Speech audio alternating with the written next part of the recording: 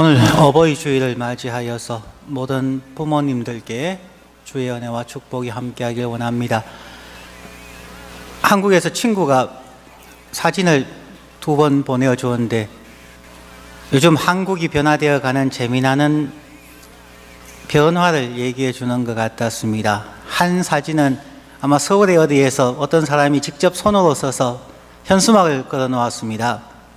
어버이날에 꽃으로 퉁치려고 하지 마라, 그렇게 쓰여져 있었습니다. 그 다음 며칠 있다가 친구가 또 사진을 하나 보내주었습니다. 어머니가 자녀에게 그 탁자 위에 메모를 하나 남겨놓았습니다. 너가 너무 바쁠 것 같아서 내가 나가서 내가 원하는 거 샀다.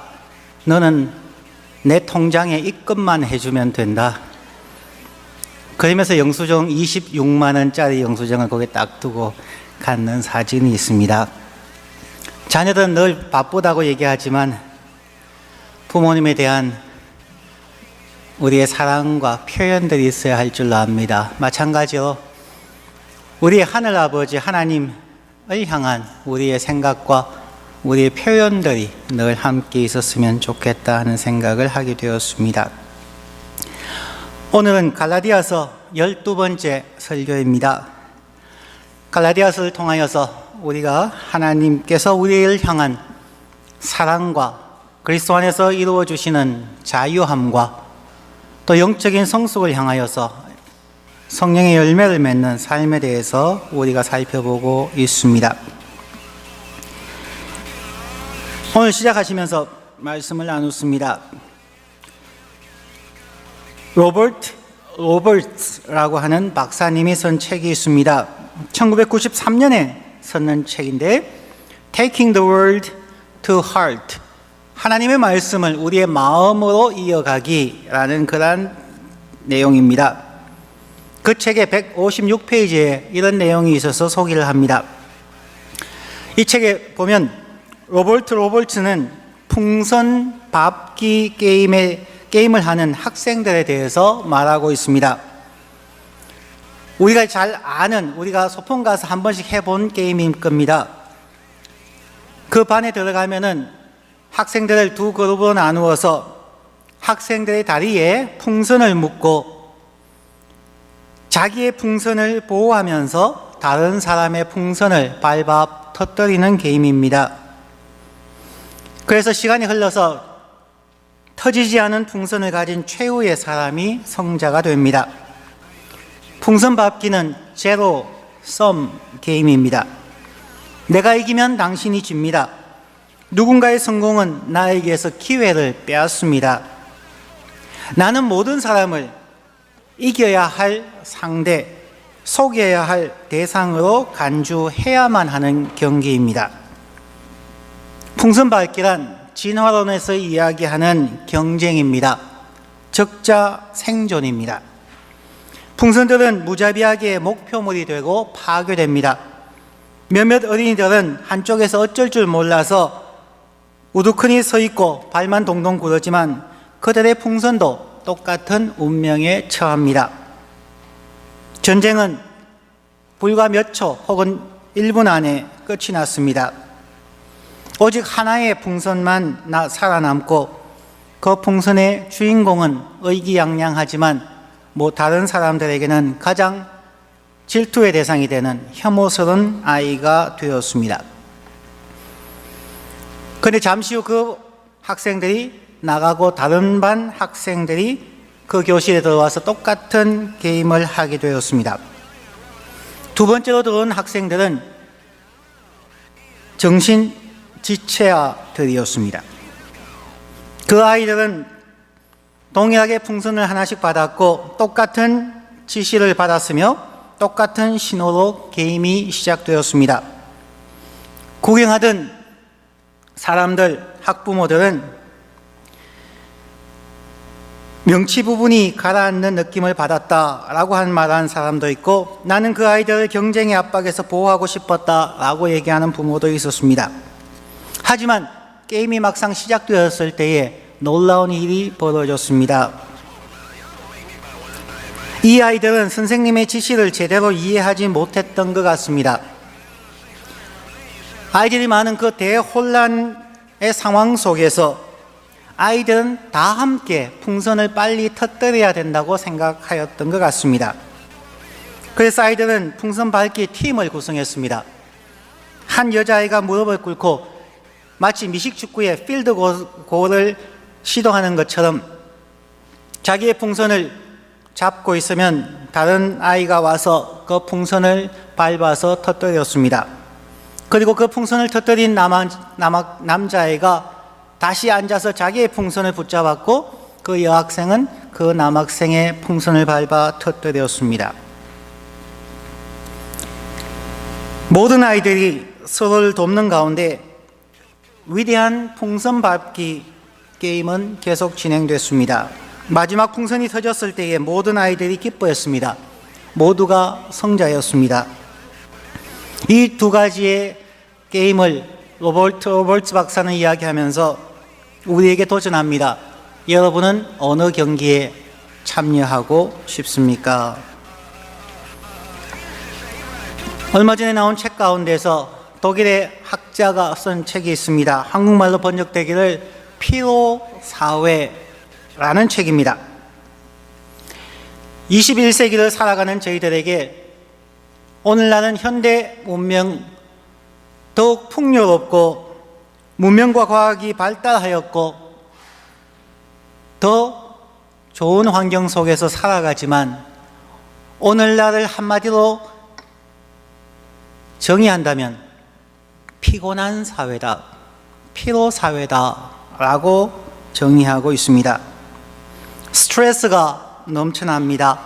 오늘날 대부분의 병은 스트레스에서 왔다고 할 수가 있을 정도입니다. 대부분이 기계화되었고 스마트폰과 인터넷이 발달되어서 편리해진 사회인데 왜 사람들은 더 피곤해할까요? 그 책에서 가장 중요한 원인을 한 가지로 설명합니다. 오늘날의 현대사회는 사회 시스템 자체가 성과급 시스템으로 바뀌었기 때문이라는 것입니다. 직장에서는 기본급을 주고 난 후에 그 다음부터는 끊임없이 자기가 일한 성과만큼 보너스를 주는 시스템으로 바뀌었습니다. 과거의 학교는 지식과 진리를 탐구하며 치열하게 토의하고 삶에 대해서 사색했다면 오늘날은 스펙을 쌓아가고 열심히 노력해서 한 만큼 학점을 받고 그 결과에 따라서 사회 진출에 큰 영향을 받는 사회로 바뀌어 버렸습니다. 끊임없는 경쟁 사회가 되어서 노력한 만큼만 얻을 수 있는 그러한 성과급 시스템 사회로 바뀌었기에 사람들은 항상 피곤해합니다. 지금까지 아무리 많이 업적을 남겼다 할지라도 지금 실수하면 또다시 미끄러져야만 하는 사회이기에 늘 불안합니다. 늘 초조합니다. 이렇게 힘든 피로 사회 속에서 누가 영적인 사람일까요? 갈라디아서 지난번에 보았던 것처럼 그리스도 안에서의 자유, 예수 그리스도께서 우리에게 자유를 주시기 위하여 이 땅에 오셨고 십자가에 죽으셨고 그러므로 죄와 염려와 고통으로부터 우리를 자유케 하셨습니다. 그럼 그 자유를 어떻게 활용해야 하는가에 대해서 생각해 보았습니다.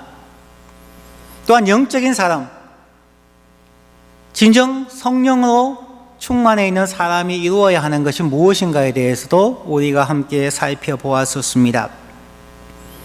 그 내용과 오늘 본문이 어떻게 연결되어 있을까요?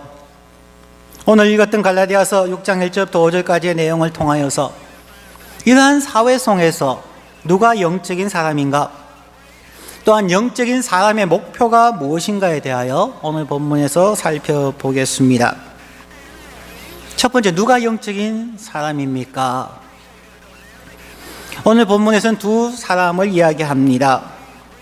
첫 번째는 자신의 연약함을 아는 자입니다. 1절 말씀에 형제들아 사람이 만일 무슨 범죄한 일이 드러나거든 신령한 너희는 온유한 심령으로 그러한 자를 바로잡고 너의 자신을 돌아보아 너도 시험을 받을까 두려워하라.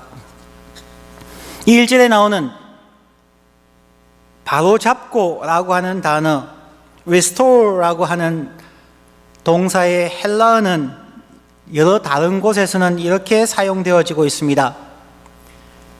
흩어진 뼈들을 함께 모아서 사람의 형체를 만든다.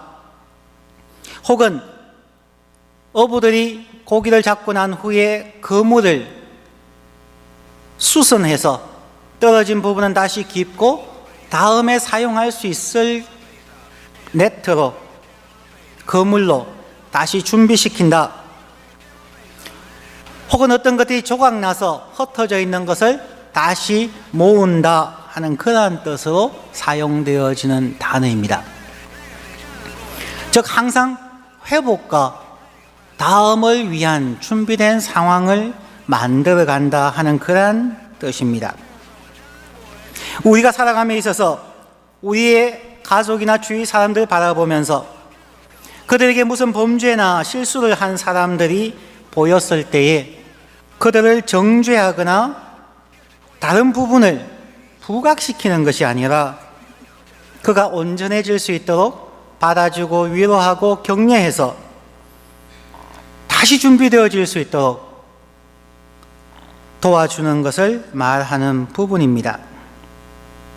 오늘날 피로사회 속에서, 경쟁사회 속에서 사람들은 다른 사람들, 심지어 가족의 부족한 부분을 보게 되면 자기의 답답함 때문에 고쳐주려고 잔소리를 하는 경우가 참 많이 있습니다. 예를 들어서 저와 저의 아내의 상황을 예로 든다면 저희 아내가 다른 사람들과 함께 있을 때에 말에 실수가 있거나 다른 사람들과의 관계 속에서 에티켓이 부족한 부분이 있다고 가정을 해봅니다. 그렇게 되면은 가족이, 배우자가 혹은 심지어 부모나 자녀라 할지라도 그 사람들에게 눈치를 주거나 잘못되었다고 잔소리를 하게 됩니다. 그들이 잘못했을 때에 제가 아내를 위하여 잔소리를 해야 할까요?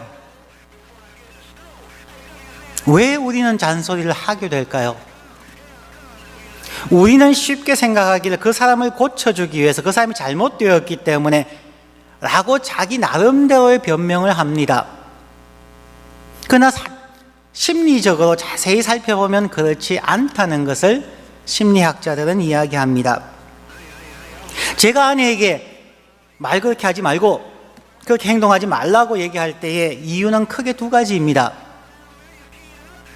첫 번째는 괜히 아내가 말 실수를 하는 것을 통해서 다른 사람에게 제가 창피당할까 봐,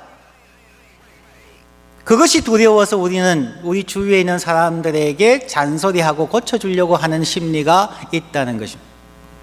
왜냐하면 나하고 관계없는 사람이 말 실수했으면 우리는 조바심 내지 않습니다. 나와 관계 있는 사람이 실수하면 그 사람과 나는 가족이기에 이 사람의 잘못이 나의 잘못으로 투영되어지기 때문에 자기 체면이 손상될까에 대한 두려움이라는 것입니다.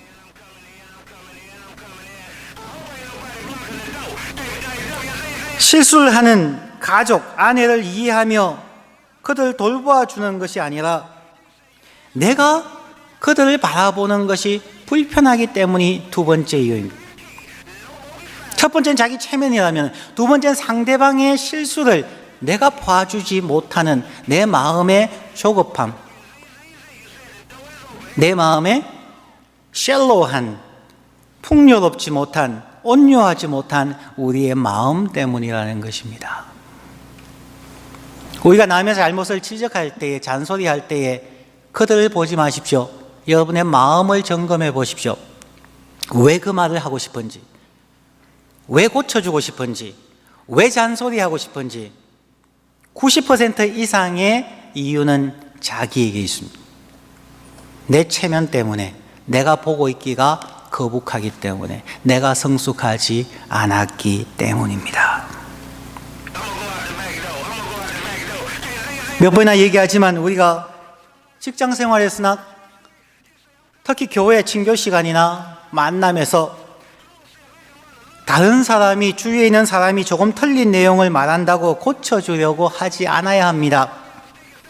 사람들은 다른 사람이 바른 소리를 나에게 해준다고 고쳐지지 않습니다. 아내와 남편이 한두 번 서로의 부족한 부분을 지적해 주었겠습니까? 10년, 30년, 50년을 같이 살면서 잔소리 하는데도 바뀌지 않습니다. 그냥 그렇거니 하고 지나갑니다.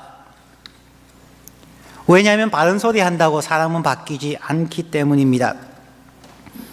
그러면 사람들은 그렇게 얘기하죠. 학교에서는 바른 소리를 하니까 잘 크지 않습니까? 학생들이 바른 소리 한다고 고쳐질까요? 아닐 겁니다. 점수와 관계되기 때문입니다. 선생님의 평가가 두렵기 때문이 아닐까요?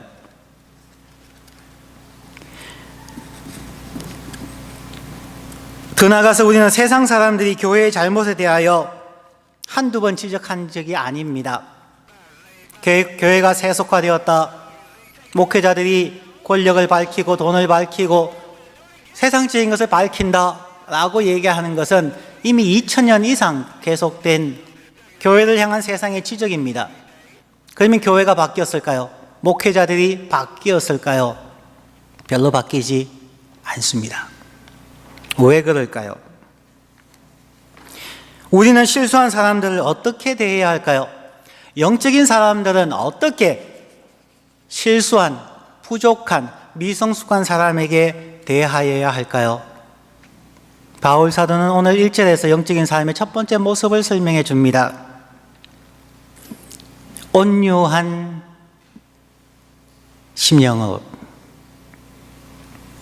부드러운 마음으로 하는 단어입니다.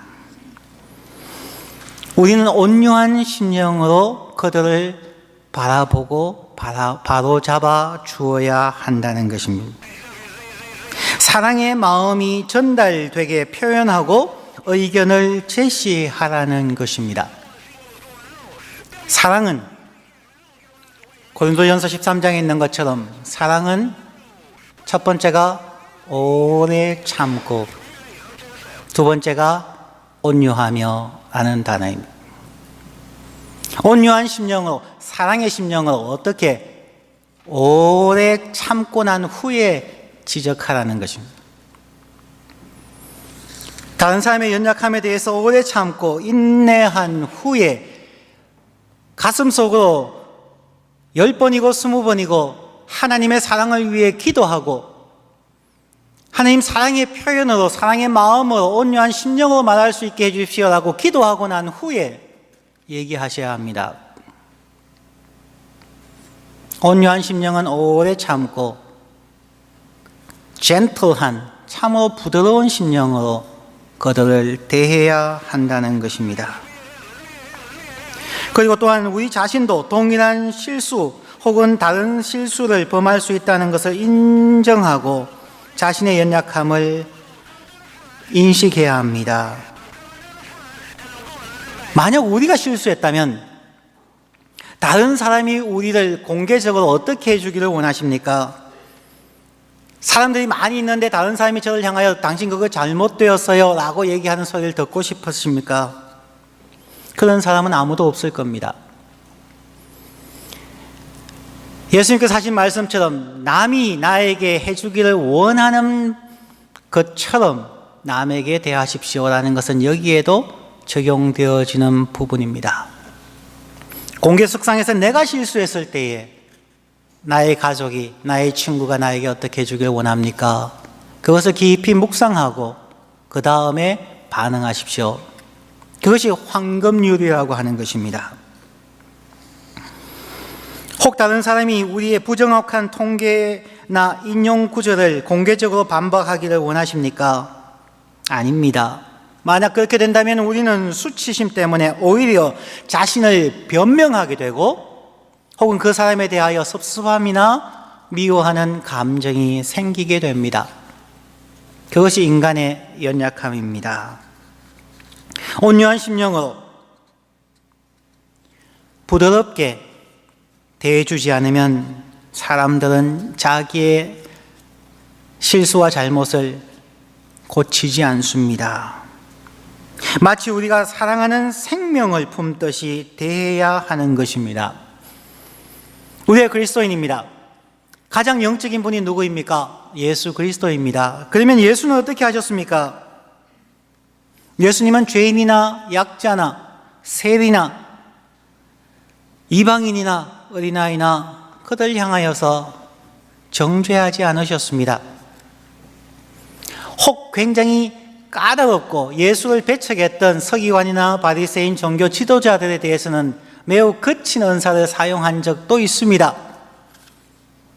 독사의 자식들아라고 그들을 공박한 적도 있습니다. 그러나 그들은 이미 예수를 배척해서 원수가 된 사람들에게 그들에게 오히려 강하게 도전한 구절이라고 생각할 수 있습니다. 그러나 대부분의 경우는 죄인들을 향하여서는 예수님은 정죄하지 않았습니다. 품어주었습니다. 온유한 심령으로 오래 참으면서 그들을 바라보았습니다. 그들이 예수 그리스도의 사랑의 마음에 감동되었을 때에 그들이 변화되어졌던 것이죠. 영적인 사람, 올바른 영성은 생명입니다. 요한복음 10장 10절에서 예수님께서 말씀하신 것처럼 예수님께서 오신 것은 양으로 생명을 얻게 하고 더 풍성히 얻게 하려 함이라. 예수가 오신 목적, 예수 그리스도를 믿는다고 하는 그리스도인의 삶의 목적이 무엇입니까? 사람들은 너무나 피상적으로 하나님의 영광을 위해 살아야 됩니다라고 얘기합니다. 그 하나님의 영광을 위한 것이 무엇일까요?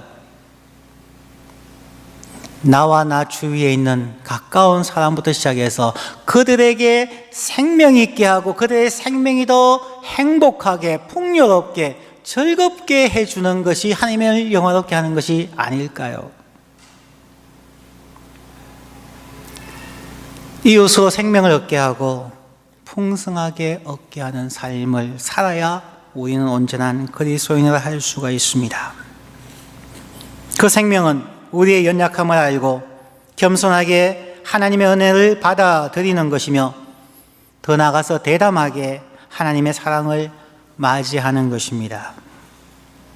영적인 삶이란 부정적인 것을 지적하고 불편해하는 것이 아니라 생명에 대한 놀라움과 경이로움, 기쁨과 단순성, 경배와 감사, 섬김과 겸손, 용기와 진리, 이러한 삶일 겁니다. 그리고 그 모든 중심에는 언제나 사랑이 있습니다. 사랑은 오래 참고 사랑은 온유합니다. 반면에 잘못 이해된 영성은 종교적이라는 가면 뒤에 숨은 독선적이고 교만하고 사랑할 줄도 느낄 줄도 모르는 사람을 만들어버립니다. 한때 유명했던 뮤지컬 레 미즈라는 뮤지컬에 이런 멋진 대사가 나옵니다. 다른 사람을 사랑하는 것은 하나님의 얼굴을 보는 것이다. 하나님의 얼굴을 보기를 원하십니까? 사람, 이웃을 사랑하셔야 합니다. 두 번째 영적인 사람은 자신의 부족함을 아는 사람입니다. 3절 말씀에 만일 누가 아무것도 되지 못하고 된 줄로 생각하면 스스로 속임이니라. 우리는 스스로 선발이라고 내가 어떤 것을 이룬 사람이라고 착각하는 경우가 많이 있습니다. 특히 종교에 열심히 있는 사람들이 그러한 잘못을 범합니다. 바리새인들이나 서기관들이나 혹은 요즘 시대로 말하면 목회자들이 더 실수가 많고 제자훈련이나 영적인 은사를 체험한 사람일수록 이러한 실수를 범하는 경우가 많이 있습니다. 왜냐하면 신비로운 진리를 깨달았다고 생각하고 다른 사람이 하지 못한 어떤 영적인 신비로운 것들을 체험했다고 생각하는 순간 마치 I'm somebody, 나는 무엇인가 되었다고 착각하는 경우가 참 많이 있습니다. 요한복음 8장 1절부터 11절에 보면 그러한 모습들이 나옵니다. 이스라엘 종교 지도자들, 서기관들과 바리새인들이 예수님을 책잡기 위해서 현장에서 가늠하다 잡힌 여인을 데리고 왔습니다. 그들의 표현 가운데는 첫 번째는 나는 이 사람들과 다르다. 나는 어떤 위치에 와 있다고 생각하는 사람들이 그렇지 못하다고 생각하는 사람을 데리고 와서 예수여 당신은 어떻게 하겠습니까? 라고 묻는 것이지요. 그들이 질문했습니다. 모세의 율법은 이러한 자를 돌로 쳐서 죽이라고 했는데 선생님 생각은 어떠합니까? 예수님은 그들에게 대답했습니다. 너희 중에 죄 없는 자가 먼저 돌로 치라. 예수님께서 스스로 된 자라고 생각한 서기관들과 바리새인들에게 간접적으로 도전하신 말씀은 여러분은 이 현장에서 간음하다가 잡혀왔다고 하는 이 여인에 대해서 온유한 심령으로 대하고 있습니까? 라는 도전입니다. 여러분의 마음속에 온유한 심령이 있습니까? 여러분의 마음속에 사랑이 있습니까? 라고 하는 표현이죠. 죄의 문제 너머에 가장 기본적인 우리의 마음의 기본 자세에 대해서 지금 질문하고 있는 것입니다. 예수님이 죄를 허용하신 것은 전혀 아닙니다. 다 같이 죄인된 우리들이 어떻게 사람을 대하느냐에 대한 그 마음가짐에 대한 도전인 것입니다. 예수님은 그들을 향하여서 여러분은 여러분들이 얼마나 부족한 사람인지를 인식하고 있습니까? 라고 질문하고 있는 것입니다. 자신은 하나님의 말씀과 은혜로 완벽한 것처럼 다른 사람의 범죄와 실수를 지적하는 것은 교만한 사람이요 위선자입니다. 예수님은 현장에서 간음하다 잡힌 여인을 온유한 심령으로 품어주고 권면하였습니다. 그리고 예수님이 말씀합니다. 먼저 사랑을 확인시켜 준 후에 그의 마음에 감동을 주고 난 후에 비로소 말씀하십니다. 예수께서 가라사대 나도 너를 정죄하지 아니하노니 가서 다시는 죄를 범하지 말라. 바로 잡아주고 고쳐주는 것 이전에 하나님은 예수 그리스도는 그를 사랑하고 품어주고 온유한 심령으로 대해 주었기에 아마 이 여인이 변화되었을 것 같습니다.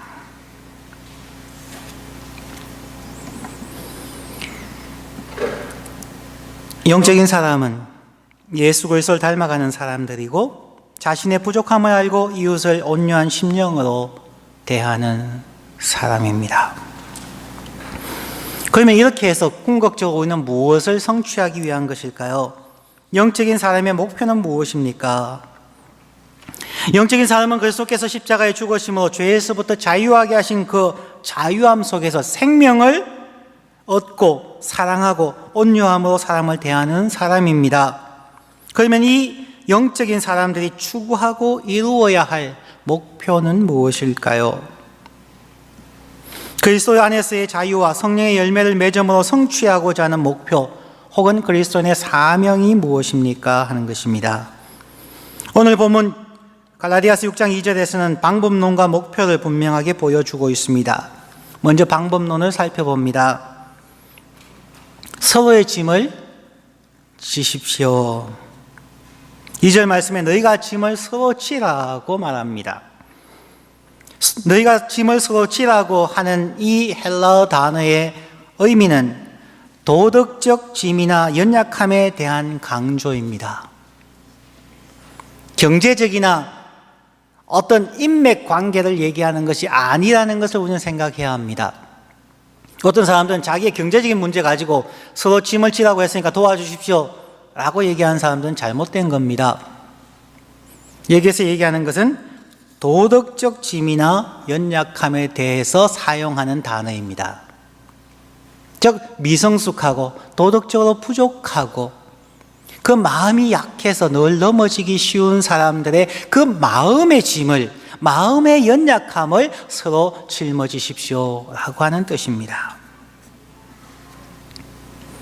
모든 사람은 하나님의 말씀을 합당하게 순종하기에 연약한 존재임을 기억하는 것입니다. 그래서 서로의 연약함을 이해하고 도와주고 위로하며 격려하는 것입니다. 다른 사람을 위로하고 격려하는 것이 쉽지가 않습니다. 내 마음이 불편하면 남을 도와주기가 어려운 것이지요.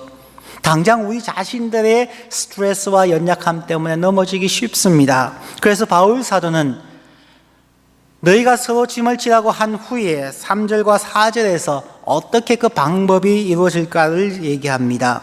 먼저 우리는 다른 사람의 짐을 지기 위하여 자신부터 살피고 자신의 짐을 먼저 지는 책임감 있는 삶을 강조하고 있습니다. 4절에 각각 자기의 일을 먼저 살피십시오. 5절에 각각 자기의 짐을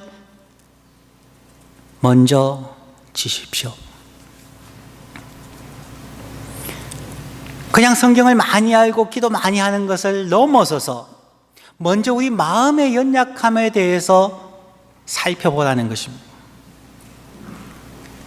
기독교는 어떤 위치에 있든 관계없이, 목사이든 어떤 위치에 있든 관계없이 우리가 고백하는 것은 하나입니다. 나는 여전히 철저하게 부패한 죄인입니다. 나는 예수 그리스도의 은혜가 없으면, 예수 그리스도의 사랑이 없으면 홀로 설 수 없는 연약한 존재입니다. 내가 당신보다 나을 것도 없고 부족할 것도 없는 동일한 100% 타락한 죄인들입니다. 자신의 죄인됨과 자신의 연약함을 살펴보는 것입니다. 그렇게 하면 교만할 수가 없습니다. 아무리 우리가 예수 안에 있다 할지라도 우리는 여전히 연약한 존재입니다. 그럼 자기의 짐을 날마다 하나님 앞에 나아가서 날마다 하나님 앞에 주여 나는 죄인입니다. 나를 불쌍히 여겨주십시오. 나에게 예수 그리스도의 십자가가 없다면 나는 존재할 수 없는 자입니다. 라는 고백이 있는 자가 영적인 사람이라는 것입니다. 저 자신에게 그런 챌린지가 오고 넘어질 때가 너무나 많이 있습니다. 목회자이기 때문에 때로는 형식적으로 목회하거나 형식적으로 설교 준비할 때가 있음을 고백합니다. 유명한 책들을 읽고 화려한 설교 내용을 만들어서 설교할 수 있습니다. 하지만 저 자신이 저 자신의 준비 상황과 딜리버의 모든 과정을 알기 때문에 제 자신이 저 자신에게 설명할 때가 참 많이 있습니다. 설교 준비 20시간 하는 것 그렇게 중요하지 않습니다. 설교 20시간 준비하는 것보다 20시간 하나님 앞에 나는 죄인입니다. 나를 불쌍히 여겨주십시오. 나는 할 수 있는 것이 아무것도 없습니다. 라고 고백한 주간은 하나님의 말씀을 전할 수가 있고 효과적으로 전할 수 있습니다. 기도하지 아니하고 준비한 설교, 하나님 앞에 나의 죄인됨을 고백하지 아니하고 한 신방이나 성경 공부는 진짜 꽝입니다. 제가 그것을 느낍니다. 정말 하나님 앞에 통곡하지 않을 수 없을 때가 너무 많습니다. 그냥 울리는 꽹과리처럼 외칠 때가 너무나 많음을 또한 고백합니다. 그때마다 하나님께서 저에게 알려주는, 들려주는 혹은 느끼게 해주는 부분들이 그런 것입니다. 너는 누구니?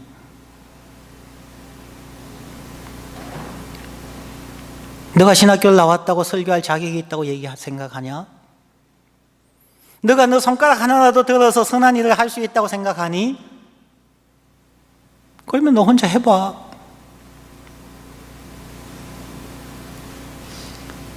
그러면 설교 마치고 나면 부끄러워서 제 방에 가서 그냥 하나님 앞에 회개기도 합니다. 집에서나 차를 타고 가면서 늘 회개기도 합니다. 하나님 정말 죄송합니다. 사람들은 저를 목사라고 얘기하고 우리 교인들은 목사가 뭐 이것도 잘하고 저것도 잘하고 혹 얘기할지 모르지만 나의 심령을 아시고 나의 날마다의 삶을 아시는 예수 그리스도의 당신 앞에 정말 죄송합니다. 정말 죄송합니다. 그래서 눈물이 많아요. 너무 죄송해서. 정말 하나님 앞에 너무 창피해서요.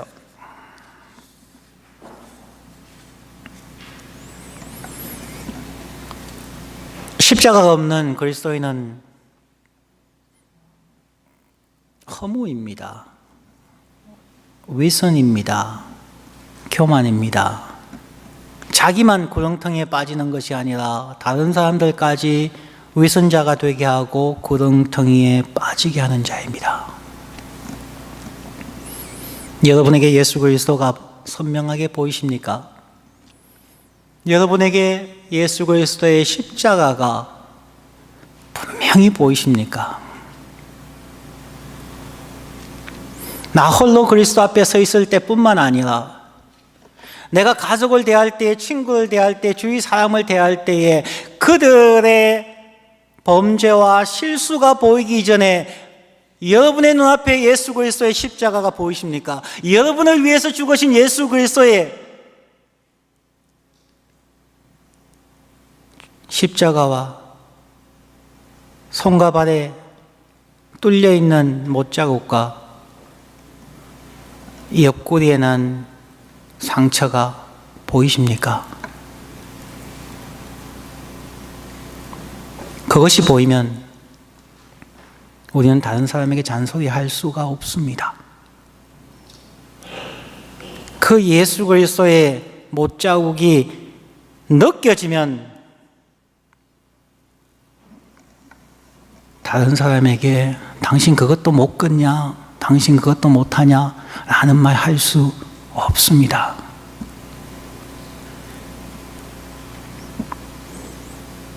그러면 예수님을 닮아갈 수밖에 없습니다.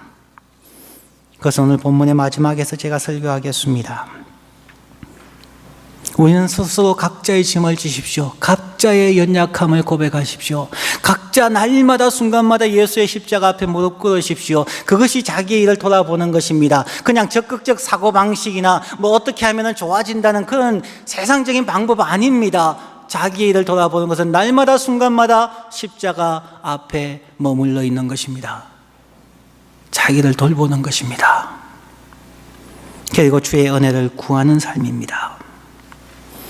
그렇게 함으로 궁극적으로 이루어야 하는 것은 2절에 있는 것처럼 그리스도의 법을 이루는 것입니다. 우리가 성취해야 하는 목표는 예수 믿었기 때문에 우리의 꿈이 이루어지고 성공을 이루는 것이 아닙니다. 우리는 그리스도인들입니다. 우리는 그리스도의 법, 그리스도의 목표를 이루어야 합니다. 그리스도의 법은 그리스도의 가르침이며 그리스도의 십자가의 법입니다.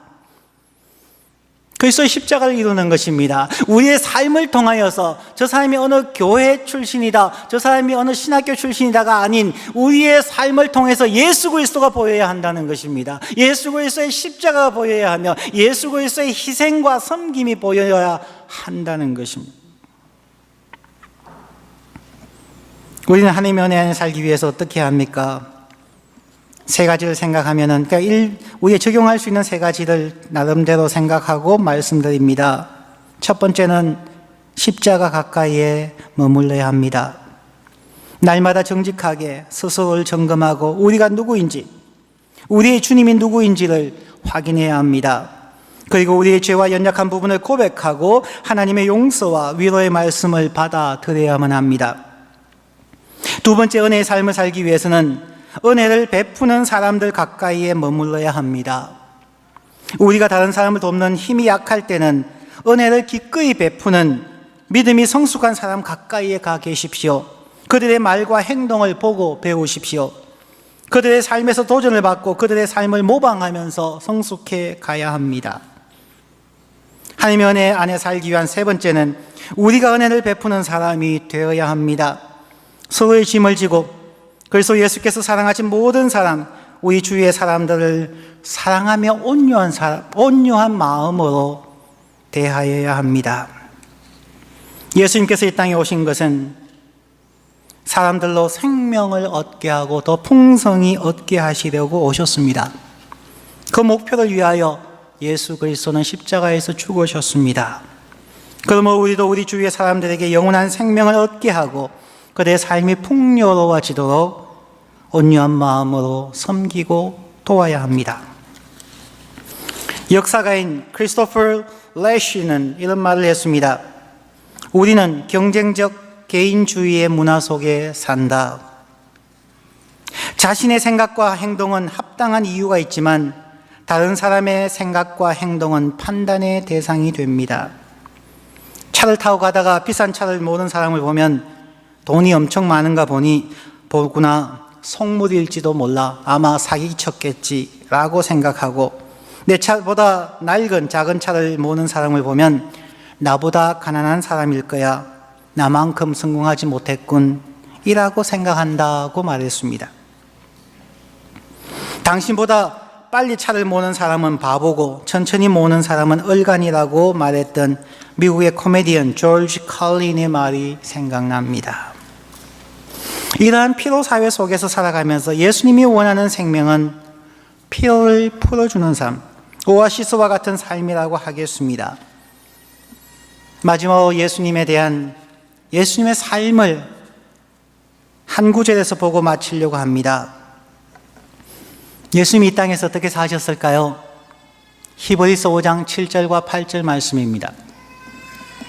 그는 육체에 계실 때에 자기를 죽음에서 능히 구원하실 이에게 심한 통곡과 눈물로 간구와 소원을 올렸고 그의 경외하심을 인하여 들으심을 얻었느니라. 그가 아들이시라도 받으신 고난으로 순종함을 배워서 예수 그리스도가 이 땅에 계셨을 때에 그는 하나님이시지만 그는 우리를 능히 구원하실 예수 그리스도에게 심한 통곡과 눈물로 간구와 소원을 올렸다 말합니다. 우리가 본받아야 할 예수 그리스도의 삶입니다. 저와 여러분의 삶 속에 심한 통곡과 눈물이 있습니까? 심한 통곡과 눈물로 우리의 가족과 친구와 이웃을 향한 중보기도와 간구와 마음의 소원을 순간마다 날마다 하나님께 올려드리고 있습니까? 기독교의 소망은 하나님 자신이 고통의 길을 가셨다는 것입니다. 하나님의 모든 영광을 버리시고 하나님 자신이 우리와 함께 고통의 길, 십자가의 길을 가셨다는 것, 그것이 기독교의 소망입니다. 하나님이신 예수 그리스도께서 범죄한 인간들을 저주하거나 책망하지 않으시고 온유한 마음으로 친구가 되어주셨고 수고하고 무거운 짐진 자들아 다 내게로 오라 내가 너희를 쉬게 하리라 말씀하시고 우리를 초대하시고 우리의 짐을 대신져 주셨던 분입니다. 예수 그리스도를 구주로 영접하신 여러분, 우리도 그리스도 예수를 닮아 이웃을 보면서 그들의 아픔을 보고 온유한 마음으로 돌아보고 그들을 위하여 심한 통곡과 눈물로 하나님께 간구와 소원을 올려드려서 그리스도의 법을 성취하는 우리 모두가 되기를 간절히 축원합니다. 기도하십시다.